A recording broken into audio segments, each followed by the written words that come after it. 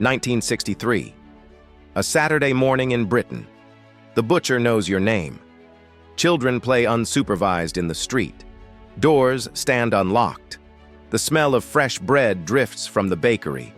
Everyone speaks English, and everyone belongs somewhere. Walk down that same street today. The butcher has become a betting shop. The children are gone. The doors have 3 locks. The chatter drifting from the corner cafe might be in any language but English. Shops display unfamiliar foods, signs you can barely read. Something has shifted. Something has disappeared. What happened to Britain? To understand, we must look closely at the Britain older generations remember, a country of shared culture, unspoken rules, and quiet trust. Streets felt alive, yet safe. Neighbors watched out for one another. Children roamed freely, their laughter bouncing off brick walls and lampposts. Policemen walked their beats, knew the troublemakers by name, and the elderly felt protected, respected. There was an assumption. Your home, your town, your country would remain recognizably yours. But change came. Rapid, relentless, and often unnoticed until it had already reshaped lives. And when older Brits say, "This isn't the Britain I grew up in," they often mean one thing: immigration, though rarely said aloud. In 1951, the non-white population of Britain numbered around 50,000. Today, in cities like London, Birmingham, and Leicester, white Britons are sometimes the minority. This is not opinion. It is census data. The transformation happened without a vote, without a debate, yet it altered the very fabric of daily life. Pause for a moment. Look at your own street. How has it changed? How has your sense of home shifted over the years? Gentrification crept in quietly, dressed in neutral words like revitalization or urban renewal. But its impact has been seismic. Terraced houses, once homes to generations, now sell for £500,000.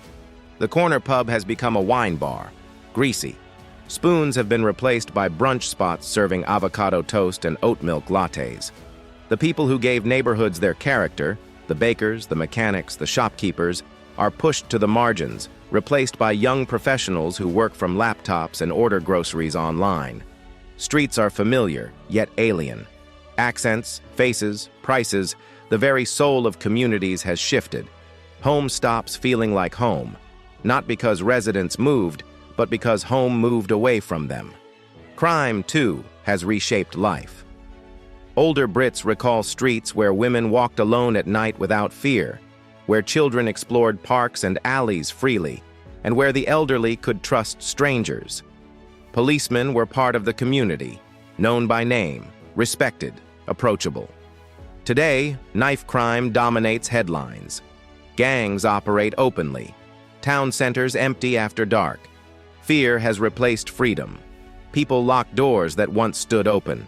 Streets once alive with laughter and chatter now feel tense, guarded, foreign. Loneliness deepens the crisis. Over 1 million Britons over 75 do not know a single neighbor's name. The same number haven't spoken to anyone in a month. 40% say the television is their main companion. In a country that once thrived on community, people die alone in flats, undiscovered for weeks. Britain has quietly developed its own version of Japan's lonely death phenomenon. Community spaces, the places where people met, talked, shared, and grew, have disappeared. Since 2010, 7,000 pubs have closed, 800 libraries shuttered, 400 swimming pools abandoned, 200 youth centers vanished. What remains are betting shops, vape stores, charity shops selling other people's discarded clothes. High streets look defeated, as if they lost a long, quiet war. The generational divide grows starker every year. Since 1981, small towns have lost nearly 300,000 young people and gained over 1 million pensioners. The young leave for cities and universities, rarely returning.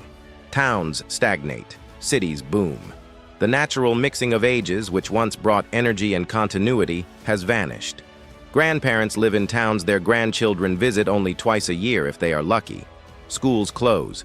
Local businesses vanish. Energy drains. Hope diminishes.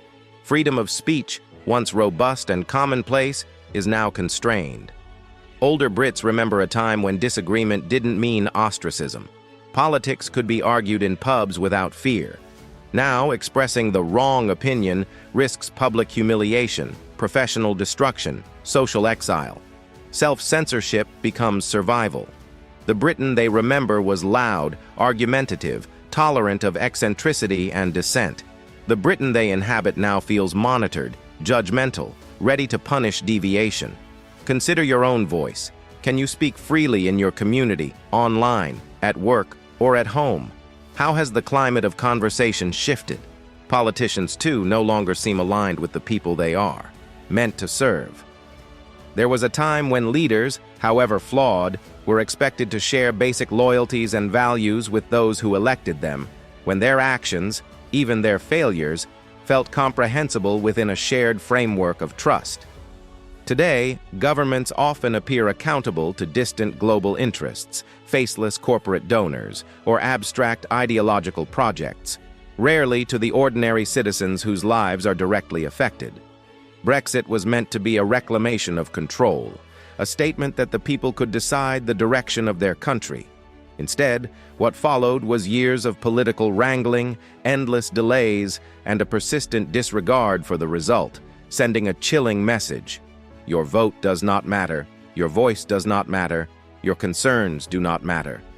Identity and patriotism, once simple, unremarkable parts of everyday life, have become fraught with tension. Pride in being British now often requires explanation, apology, or cautious negotiation.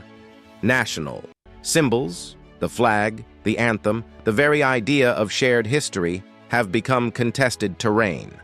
Cultural pride is politicized, history is rewritten, traditions are dismissed, voices are silenced. Older Brits, who grew up celebrating their country without hesitation, now find themselves spectators in a place that feels increasingly foreign, a country that has quietly erased them from its story while elevating new narratives in their place.